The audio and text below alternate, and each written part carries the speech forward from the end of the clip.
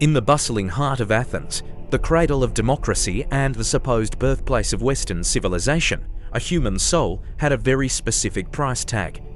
It wasn't measured in gold, nor in silver. A night with a woman in the city's darkest corners could cost no more than 2 barley flatbreads. Sometimes it was less than a single jug of cheap, watered-down wine. We are taught to look at the Parthenon and see glory. We are taught to read Plato and hear wisdom. But if you were to walk the streets of Athens at night, stepping away from the pristine marble columns and into the cramped, shadow-choked alleyways, you would hear a very different story. You would hear the sounds of the pornai.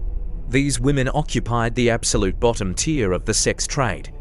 The very word pornai was designed to strip them of their humanity, reducing them to mere objects of chatter, transaction, and disposal.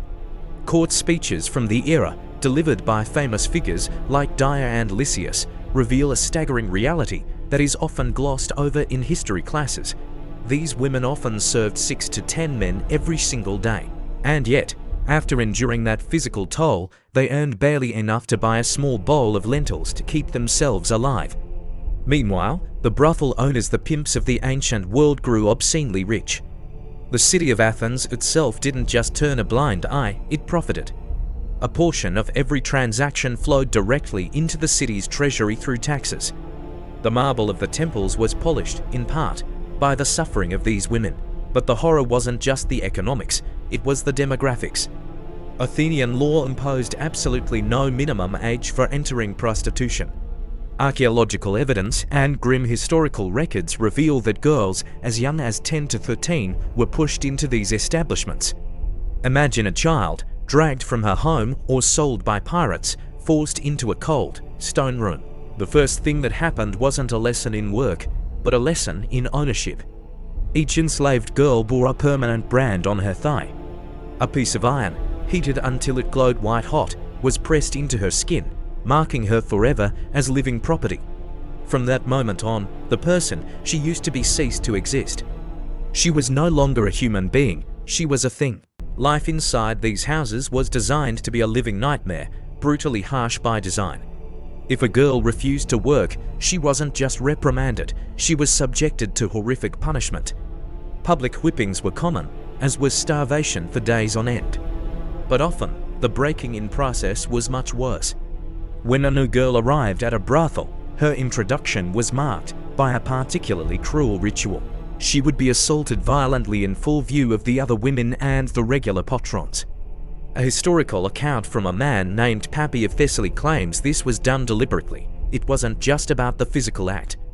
It was to crush her spirit instantly, to extinguish any tiny spark of hope that she might one day escape. And the reaction of the room, onlookers often jeered and laughed. Her suffering was their public amusement. In this twisted economy, a newly arrived girl was far more valuable than one who had been in the trade for years. Men would pay 10 times the usual price to be with someone untouched by previous harm. Writers of the time described these transactions with a casual, chilling indifference, comparing it to purchasing fresh fruit from a market stall, something to be consumed before it spoiled. Privacy did not exist. These women worked in the corners of large, cavernous rooms, separated only by filthy cloths or rotting straw mats. Every cry of pain, every weep of exhaustion was part of the background noise. For the men waiting their turn, the sounds of suffering from the next stall were simply a form of entertainment, a prelude to their own gratification. Before we descend further into this abyss and uncover the specific cruelties these women endured, take a brief moment to support the telling of this story. If you believe that the voices of the forgotten deserve to be heard and that history should be told without filters, please hit the like button. It is a small gesture, but it helps these hidden truths reach a wider audience, ensuring these women are not erased from memory a second time. The owners of these women sorted them into disturbing categories to cater to specific depravities. Nubian women, exceptionally short women, those who could not speak, and those who fought back. Each group came with its own price tag. 5th century art even depicts competitions where men would attempt to overpower a resisting woman purely for the sport of it, but the darkest desires were found on the walls themselves. Graffiti found in the ruins of ancient brothels reveals that some customers paid extra for the privilege of inflicting severe harm. Slashing faces, leaving permanent scars, or maiming them. Violence wasn't a byproduct of the trade. It was a commodity marketed like wine or oil. Some women were advertised specifically for punishment: split lips, shattered teeth, burns from tipped oil lamps. These were injuries that certain men sought out deliberately. To them, a woman's agony became a form of art, her screams a drunken melody. In the same city that celebrated the heights of drama and theatre, cruelty against women proved to be one of the most lucrative trades. Yet, even the daily brutality paled in comparison to what occurred during religious festivals. We often think of ancient religious festivals as solemn, beautiful events honoring the gods. But for the Pornai, they were a descent into hell. During celebrations like the Festival of Dionysia, prostitutes were often handed over to groups of men for free, framed as part of a sacred ritual. Surviving accounts describe these scenes without a hint of shame. Groups of intoxicated men would assault these women while music played, wine flowed, and baits were placed on how long the victim could endure the abuse. On these days, a woman's last shred of dignity vanished. She became nothing more than a plaything for the mob. Medical notes from the period record deaths from internal injuries, suffocation, and massive blood loss during these festivals. And the justification: priests claimed such acts honored the gods. Wine and the blood of abused women mingled on the altar, their dying breaths refrained as prayers for abundant harvests. When the festivals ended, those still breathing were dragged back to the brothel to resume work immediately. The dead were discarded beyond the city walls, their bodies thrown into ravines like refuse. It is terrifying to realize that the golden age of Athens was built upon such darkness. History books and tourist guides often sanitize this reality, preferring to focus on the statues rather than the skeletons beneath them. If you want to keep exploring the unfiltered, dark side of history that schools won't teach you, make sure to subscribe to the channel. We dig up the stories that others try to bury, and your subscription ensures you never miss a chapter of the truth. For the women trapped in this cycle, the brothel was a prison without bars, but a prison nonetheless. Daily life was a regimen of terror. Constant beatings with sticks, leather straps, or bare fists were the norm. Loyal patrons were sometimes allowed to participate in the punishments, inventing cruel games at the women's expense for even the smallest mistake: spilling a drop of wine, mispronouncing a customer's name, or simply allowing herself to cry. A woman in an Athenian brothel could find herself locked in a pitch-black room without food or water for days. Sometimes, the punishment was elemental. She might be tied to a stone post in the open courtyard, left shivering in drenched clothing through the freezing winter nights, or sweltering under the burning Mediterranean sun without a single drop to drink. The owners cynically referred to this as character correction. Objects at hand: wooden clubs, heavy wine cups, even the blunt ends of knives were used as instruments of discipline. Over time, the women learned to mask their agony behind forced, rigid smiles, because tears or screams only provoked their masters into further violence. In a city that praised the perfection of the human form in sculpture, the bodies of these women became living canvases of bruises, burns, and scars. So, why didn't they run? If a woman dared to escape, the law treated it not as a plea for freedom, but as an act of theft. She was stealing property from her owner.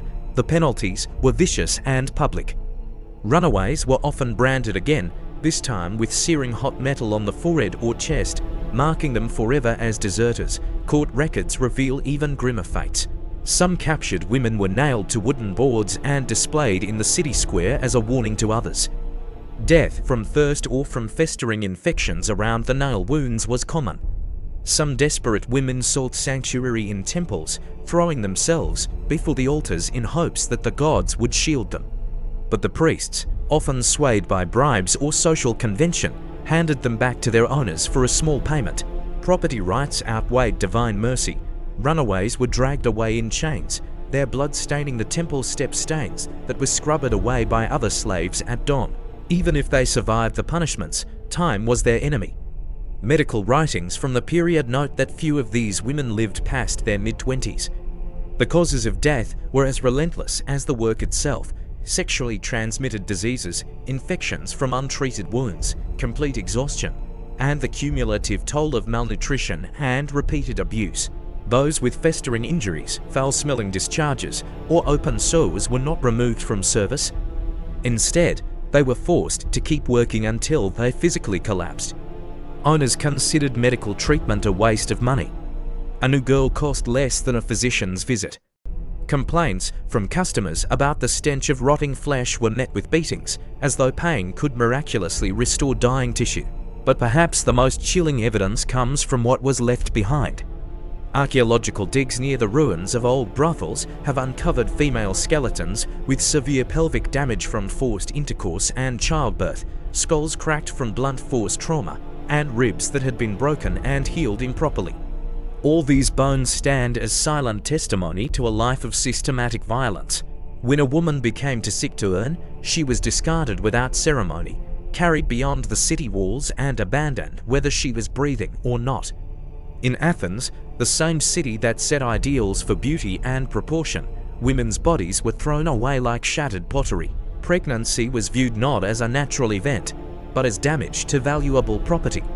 The punishment for it was swift and cruel. To prevent births, owners forced women to drink poisonous brews, struck them in the abdomen, or made them lift impossibly heavy loads until they miscarried.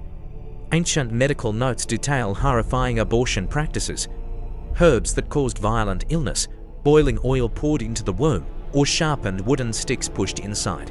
If pregnancy could not be stopped, the birth took place on the same filthy straw mat where customers were entertained. There were no midwives, no medicines, no sanitation. Many women bled to death or died from fever in the days after delivery. Archaeologists have uncovered tiny bones in drainage channels and rubbish heaps behind ancient brothels. Infant remains discarded without care. The killing of newborns was routine, especially girls or children fathered by slaves. For many women, ending their child's life was seen as the only act of mercy they could give, sparing them the same fate they endured. Under Athenian law, these women had no standing as human beings. Their bodies and labor belonged entirely to their owners. They were forced to work under the weight of fabricated debts for food, clothing, and shelter, debts that grew daily with interest and arbitrary fines. Refusal of a client, even one known for violence or dangerous demands, was impossible. Consent was a concept the law denied them entirely.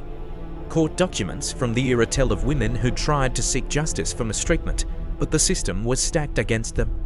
A slave's word could not be used against a free man unless the woman was tortured first to verify her truthfulness. In the society that invented democracy, half the population, its women, were excluded from it entirely, and enslaved women occupied the very lowest rung, valued less than livestock, which at least were fed and sheltered regularly. While Socrates debated the meaning of virtue in the public square, just a few streets away, hundreds of women were being traded as human commodities. While Pericles spoke of Athens' noble spirit, the city enriched itself through organized human trafficking.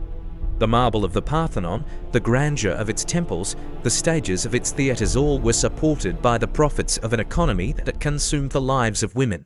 The splendor of Athens was financed in part by the blood and bodies of slaves whose names history chose not to remember. Modern accounts of ancient Greece, whether in school books or tourist guides, often gloss over this reality. The dark underbelly of the classical world is sanitized or omitted as though acknowledging it might tarnish the glory of antiquity.